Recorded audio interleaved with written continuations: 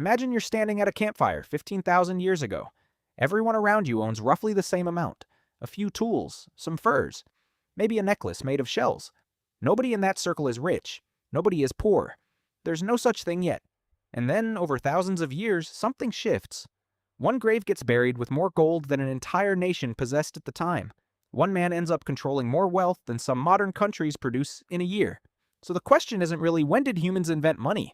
The question is, when did humans invent the idea that one person could have almost everything while everyone else had almost nothing? And the answer starts a lot earlier than you'd think, and it has almost nothing to do with coins.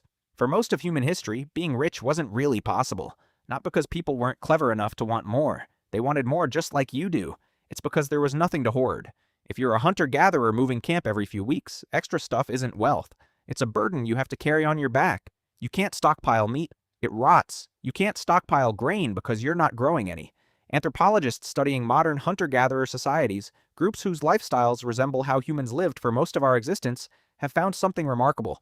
Wealth inequality in these societies is extremely low, not because people are especially generous, because the entire system makes accumulation almost physically impossible.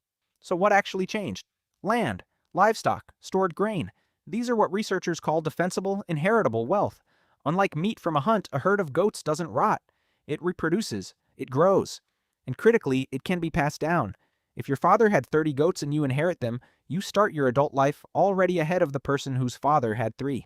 That gap compounds. Generation after generation, small advantages turn into large ones. This is the mechanism archaeologists Kent Flannery and Joyce Marcus laid out in their research on the origins of inequality. They argued that once societies had property that could accumulate and be inherited, and once agriculture created real surplus worth protecting, hierarchy wasn't just possible. It became almost inevitable. In 2009, a team of researchers led by anthropologist Monique Borgerhoff-Mulder published a study in the journal Science that measured wealth inequality across 21 different small-scale societies around the world.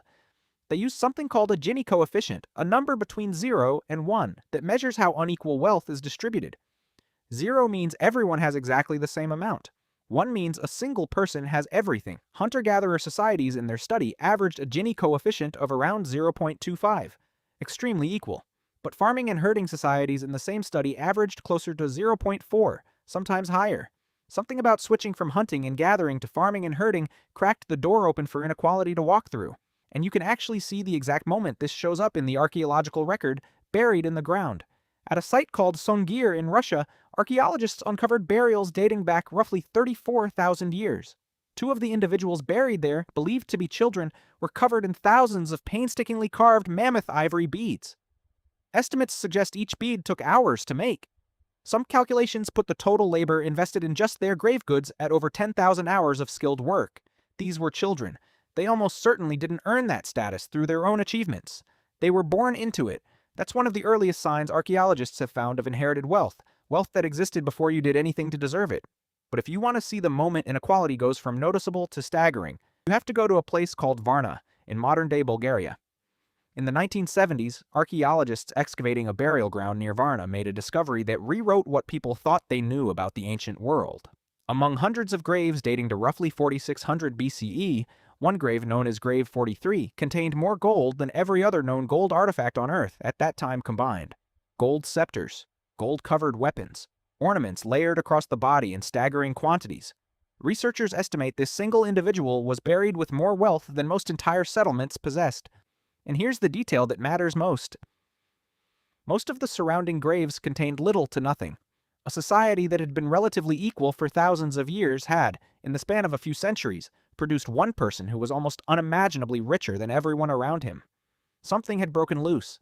And once it broke loose, it didn't stop. Fast forward to the ancient world's version of a modern billionaire, and you land on a name you might actually recognize. Marcus Licinius Crassus, a Roman politician and general who lived in the 1st century BCE, is frequently cited by historians as one of the wealthiest individuals in recorded history relative to the size of the economy he lived in.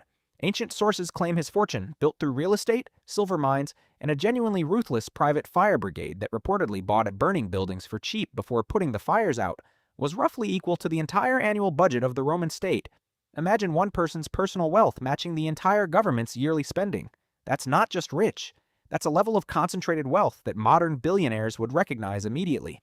And centuries later, on a different continent entirely, wealth on an almost incomprehensible scale showed up again.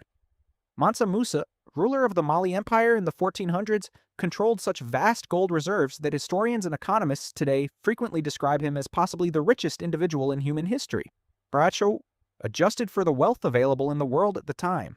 Historical accounts describe his pilgrimage to Mecca in 1324, during which he reportedly distributed so much gold along the route that he caused inflation in regional economies for years afterward. That's not a rich person spending money.